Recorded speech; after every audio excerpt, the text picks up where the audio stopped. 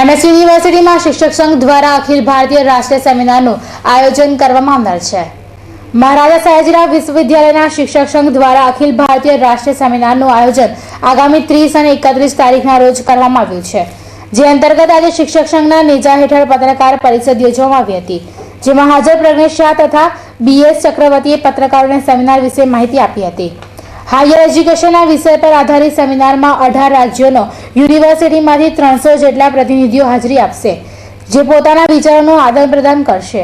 આ સેમિનારના ઉદ્ઘાટન પ્રસંગે શિક્ષણ મંત્રી ભૂપેન્દ્રસિંહ ચુડાસમા પણ ખાસ હાજરી આપનાર છે।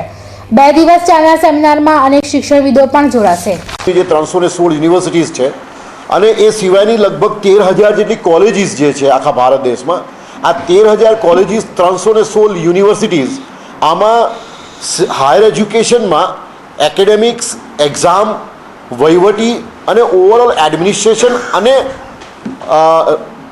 ગવર્નન્સ આમાં ઇમ્પ્રુવમેન્ટ થાય, ટીચિંગ ક્વોલિટી સુધરે, ટીચર્સની પણ ક્વોલિટી જેને કહેવાય સુધરે, રિસર્ચ સારામાં સારી રીતે થઈ શકે, એના માટે ભારત સરકારે સ્પેશિયલ ફંડ આમાં આપવાનું નક્કી કર્યું છે। એના નોર્મ્સને ભારત સરકારે નક્કી કર્યા છે અને 12મા અને 13મા પ્લાનમાં 5 વર્ષીય પ્લાનમાં આના ઉપર ધ્યાન આપવામાં આવનારું છે।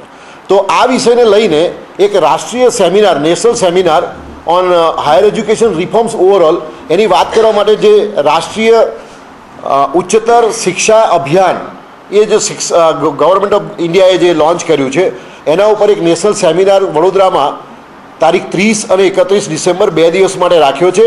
આ સેમિનાર અખિલ ભારતીય રાષ્ટ્રીય શૈક્ષિક મહાસંઘ દિલ્હી એ સંગઠને ઓર્ગેનાઇઝ કર્યો છે અને વડોદરામાં મહારાજા સયાજીરાવ વિશ્વવિદ્યાલય શૈક્ષિક સંઘ એ આની વ્યવસ્થા કરી રહ્યું છે।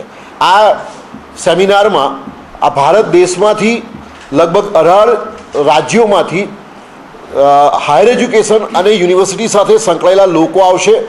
2 દિવસ આની ઉપર આ પરિચર્ચા થશે અને આ સમારંભનો, આ સેમિનારનો ઉદ્ઘાટન સમારંભ 30 તારીખે માનનીય ભૂપેન્દ્રસિંહ ચુડાસમા, શિક્ષણ મંત્રી શ્રી ગુજરાત રાજ્યના હસ્તે આનું ઉદ્ઘાટન થવાનું।